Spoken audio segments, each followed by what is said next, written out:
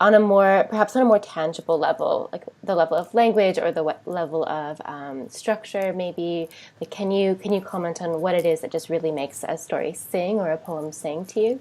I think it really goes back to what I mentioned before about the idea that words really do work on the page, Yeah. do work for their writer and do work to their readers, right? The idea that they are active, kind of agential of their own, can change the way you're thinking, change the way you're seeing, that the way they're combined and laid out on a page really matters.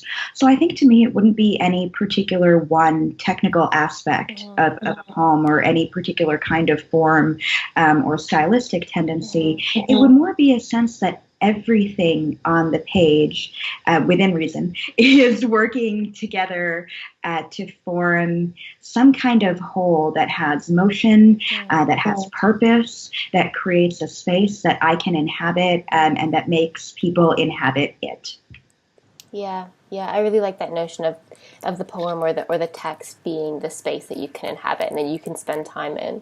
The thing that always moves me about an essay is how specific it is, the minutest, most probing details that a writer has gone into, and how, in that way, an essay can become universal. So you can be reading about something that you've never even heard about before, that you have no relation to in your life, and it becomes relatable by the end because it's just so precise and so probing and goes deeper than you think it could. I'm always moved by pieces like that aren't just surface level, and even when it comes to the language, you can tell the writer has not just sat and written the first thing that comes to mind. They've really done something that is singular and that you felt as though you haven't read before. And in some ways that's just a strong voice, somebody who knows who they are and what the story is, and they are just fully in it and using the language that makes that story singular, and whatever the subject matter is.